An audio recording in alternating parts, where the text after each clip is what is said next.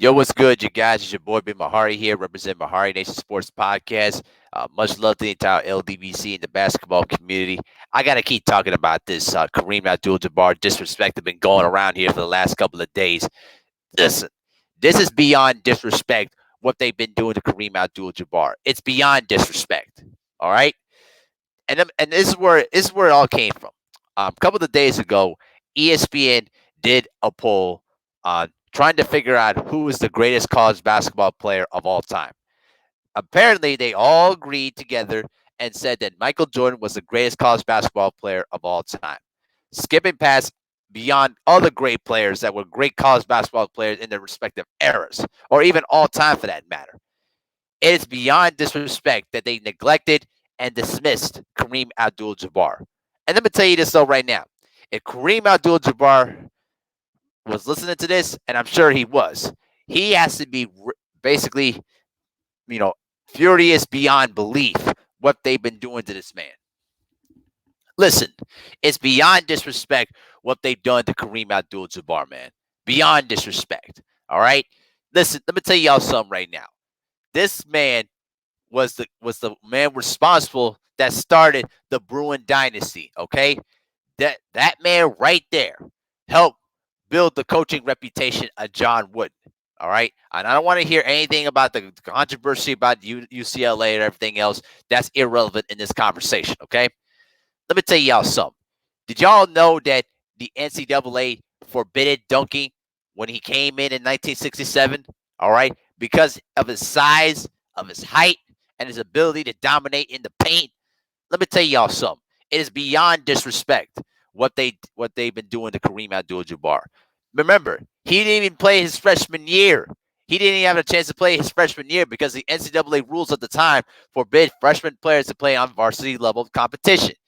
When he became a sophomore, the man averaged 29 points per game. He shot 65% from the free throw line, okay, and shot 66% from the field and averaged at least 15 and a half rebounds per game in his freshman year and led them to an undefeated season and a national championship. All right? That's beyond disrespect, okay? Then you fast forward to 1968. He continues to put up big time numbers. Averaged about 26 points per game, 16 and a half rebounds per game, and won a national championship. And I'm going to tell y'all something right now. Kareem was pretty much responsible to help popularize college basketball during that time. You want to flash forward back to something here? Flash forward back to this day. Okay. January 20th, 1968. Okay. Labeled the game of the century. All right. This was the very first basketball game that was broadcast on prime time television. Okay. Now they did college basketball telecasts, during the early morning or mid afternoon times, but this was the first time that it was played on a big time national stage in prime time. Okay. And this paved the way to the moniker of March Madness television coverage. Okay. You had two undefeated teams. You had UCLA, who were undefeated at 13-0. You had the Coosa Cougars, led by Elvin Hayes. Okay, they were number 2 in the nation. All right, and this was a game that was basically all hype. It was all hype that you ever asked. Two undefeated programs, two dominant big men that basically paved the way to a big time national stage at the old Astrodome in Houston, Texas. All right, Elvin Hayes pretty much played the best game of that time, played one of the best games of his college career. He scored 30 points in that game and helped lead Houston to the big upset against UCLA. All right. And the bigger thing is this: Kareem Abdul Jabbar suffered an eye injury in that week earlier against California and shot below 50%. All right. It was only 2 times in his UCLA career that he shot below 50%. You know what I'm saying? This is criminally underrated what Kareem did, and more importantly, how important he was to college basketball. Eventually, the two teams meet again in the semifinals in 1968, and this is the genius of the John Wooden. Okay, that they basically went to a diamond and one offense, and they used it to contain Elvin Hayes. He averaged 37 and a half points per game during the entire 68 tournament, and it was held to 10 points in the entire game as UCLA went on to win their second national championship. I mean, come on, you guys. It's absolutely ridiculous how criminally underrated and criminally disrespected Kareem Abdul Jabbar is. Elvin Hayes, also Oscar Robinson, when he was in Cincinnati, he led the nation in scoring for all 3 years of his collegiate career. I mean, are you kidding me? Danny Manning he was basically a two-time, a three-time, actually a four-time All-American. All right, and he also led Kansas to the national championship in 1960 and 1988. And he had the miracles, man. I mean, come on, y'all. This is beyond ridiculous what they're doing to these players, man. Christian Leitner, he still holds the tournament record for scoring for his entire career. 4 Final Fours, 2 national championships. And don't forget, he was arguably responsible for giving Duke 2 national championships because during that time, Duke was one of those programs that always made it to the Final Four, but either they would get their hearts broken at the last second, or they always get themselves crushed. And the previous year in 1990, they got smashed by UNLV, smashed thoroughly in a 30-point blowout loss. Duke came back, avenged the loss, defeated UNLV that were undefeated that year in the Final Four in Indianapolis. All right. Thanks to Christian Leitner and his clutch free throw shooting. All right.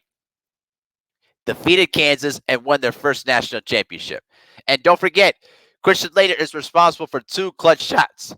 One in 1990 in the regional final against UConn, and then the famous one, the shot against Kentucky in 1992, and went on to win their second national championship. And if you want to be really, really honest here, you could make the argument that Michael Jordan wasn't even the most dominant player in the NBA.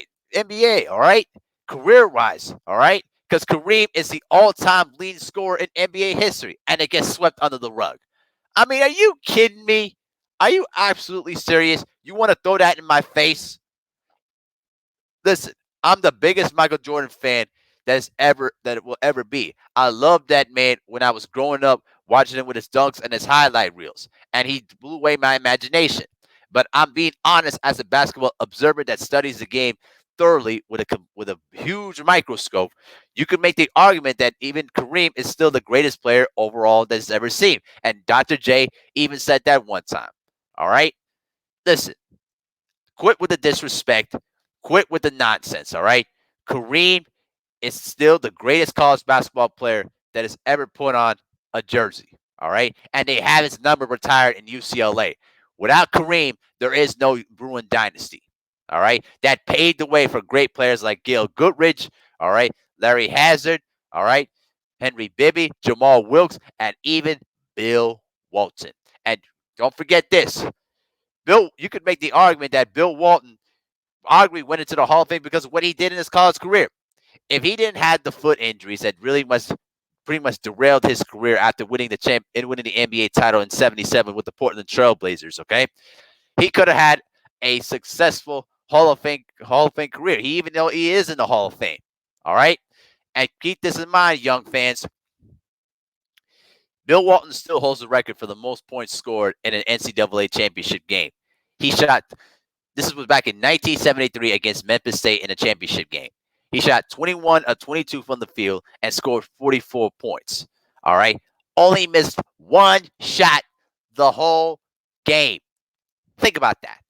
Think about the fact that this guy missed only one shot the entire game because all UCLA did was throw him the ball in the post, did some high-low action, all right, and he scored at will. There was nothing Memphis State could do to stop him on that night.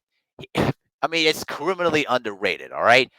And they went undefeated and went on to win a championship that year too.